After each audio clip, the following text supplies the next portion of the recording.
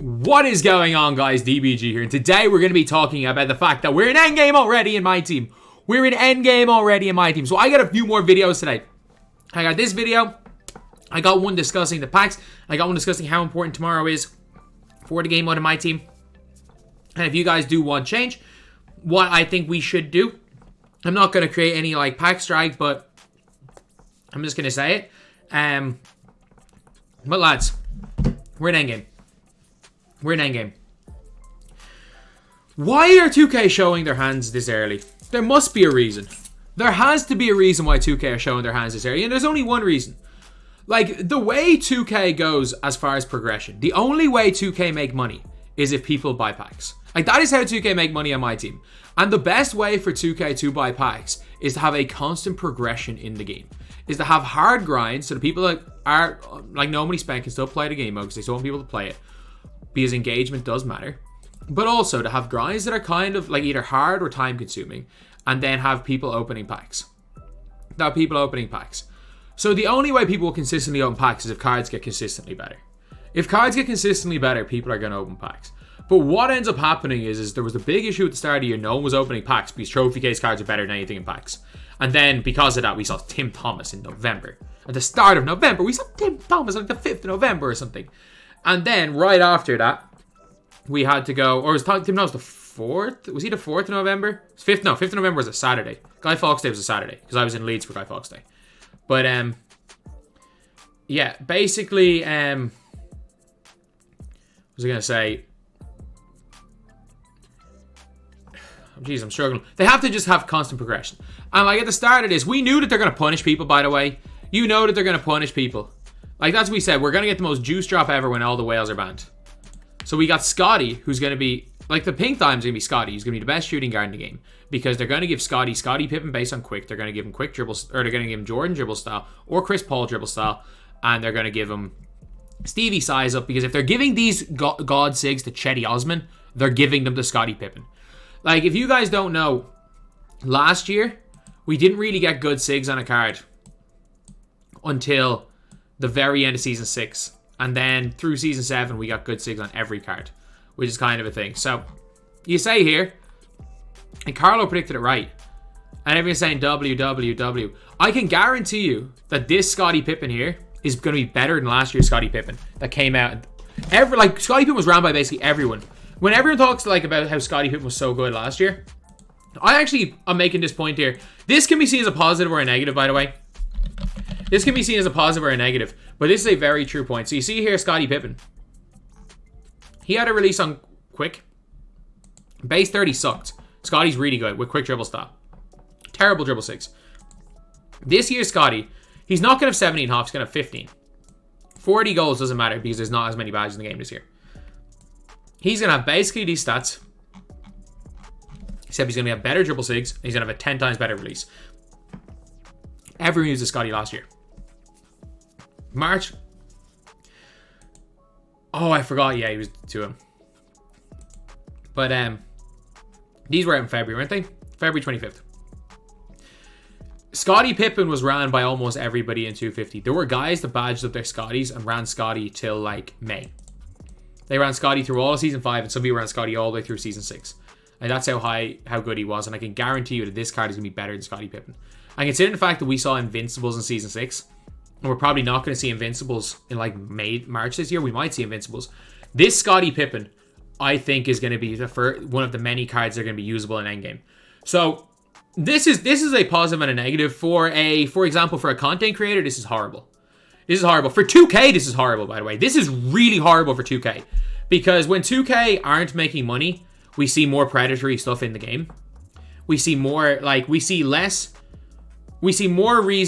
reasons to play without spending MT. We see more predatory stuff. We see more things designed to frustrate people into buying MT. We see less money 2K are making, the more predatory the game is. And the issue is that right now is 2K are, for lack of a better way of phrasing it, and I don't want to phrase it this way, but this is the best way. This is the best way to get the point across. And every lad watching this, assume my audience is 99% male. I'm guessing the other 1% are males on their mom's phones that are younger. But the best, I hate having to use this description, but it makes sense. 2K are blowing their load early. They are.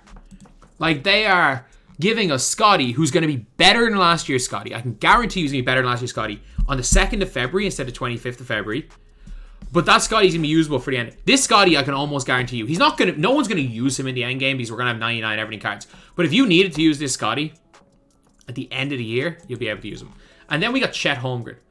Chet Holmgren is going to get, like, the god tier base.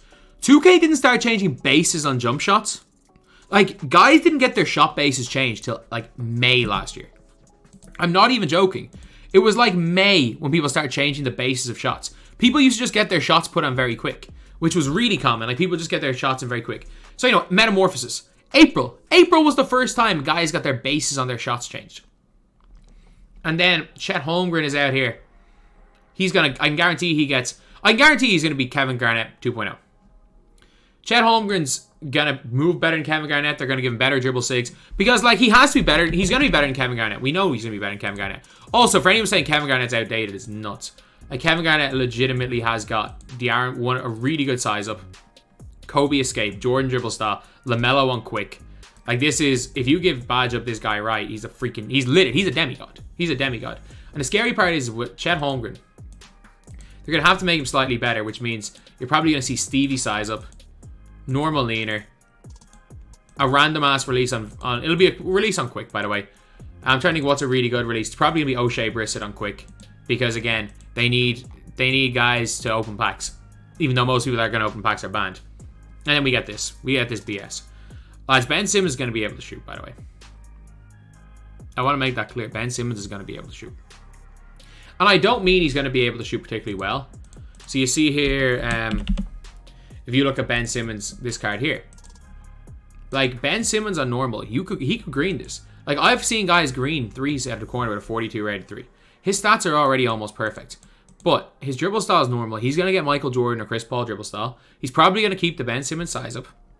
He's going to get the behind the back is going to be changed to Dame. He's going to get the normal leaner. It's going to be probably random ass, either Ben Simmons on very quick or like Kuzma on quick. And he's 6'11 with a 7-foot wingspan and plays point guard. And it's January. Like, I get it, it's the 3rd of February, but it's January. Like, it's the end of January. I want to see what cards came out on the 3rd of February last year for comparison. And we all said last year, like, everyone was saying, like, oh, they kept SIGs. This year, they think they kept SIGs. Tim Thomas happened. So, last year, February the 4th, were these guys. Jalen Rose. Look at these. 88. Like, this was... People said he was the best point guard in the game. He doesn't have a stat over 90. He doesn't have a stat over 90. Sure, he got quick dribble style. He had a release on normal without a stat over 90. Lonzo Ball had Lonzo Ball on normal, shifty dribble style, which wasn't a great dribble style. And yeah, he had a 93 ball. A lot of people liked Harden. That's because he was Harden. But, like, the best point guard, like, everyone talks about Jalen Rose, like he was a beast. He doesn't have a stat other than, like, the stat that matters over 90. Over 90. And he also had a release on normal timing. Ben Simmons is going to be 3 inches taller, better wingspan, better shooter, better everything. It's freaking endgame. Like, Ben Simmons, I can guarantee you Ben Simmons is going to play better in game than this dude here. This Ben Simmons sucked last year, and I cannot stress this enough. This Ben Simmons sucked last year. Like, even still, I'm pretty sure Splash ran this dude in 250 at time. Ty had this guy on his bench in 250. A level up Simmons that you couldn't apply badges to, who couldn't shoot a lick, or couldn't dribble. He couldn't shoot, he couldn't dribble. And he was on 250k squads last year. I can guarantee you, because of the way this Ben Simmons moved, he only had Ben Simmons on quick. I can guarantee you this Ben Simmons in game is going to play better than Galaxy Opal or Dark Matter Ben Simmons last year. So, like, we are entering this. We're not entering endgame because endgame is when every card is like 99 everything and 99 every stat. But because they're now giving everyone really god tier releases really early, they're giving these guys these releases early. They're giving them like very good dribble sigs early. So we're gonna hit a point where, you know, the way guys get like 4, 5, 6 Dark Matters in this game, where say a player gets a Dark Matter in February, where that card's gonna be usable at the end of the year. So I'm not gonna say it's objectively a bad thing, because for me as a content creator it is. Because progression helps, again, keep people engaged in the game, engaged in content. And the more people that are engaged in our content the more people that are engaged in content for the game, the more people are going to open packs. And what 2K are doing is they're basically putting out a system where they're either going to have to give us dark matters, or not, I don't even mean dark matters like dark matters, because remember, like that garbage man Kobe dark matter, but give us like Juice Sigs dark matters by the end of this month. They either have to do that by the end of this month, or they can go and give us like or they can like stall and try give us like god tier opals that are essentially dark matters when in reality they're dark matters. So yeah, like it is endgame, lads. It is endgame. There's no question about it. I can guarantee you that this Ben Simmons, I'm not going to say he's going to be the best point guard in the game in endgame, because he's clearly not, because we're going to get at least 499 overall Ben Simmons. But what I can tell you right now is that we're never going to see a Ben Simmons like this early on in the game. And it is a sign that 2K are making as little money as possible, and that the only thing they care about is to make as much money as possible tomorrow without thinking what's going to happen down the line. Incredibly short-sighted thinking from 2K. Everything, again, what we say about this company, everything is reactive. They don't want to be proactive. They don't want to be proactive and plan long-term. They plan 2 weeks ahead on how they can make as much money and get as many people for the 2 weeks, and then they just try to wing it as it goes on. Everything in this company is reactive, and that is the reason why we're going to get endgame level cards in freaking January.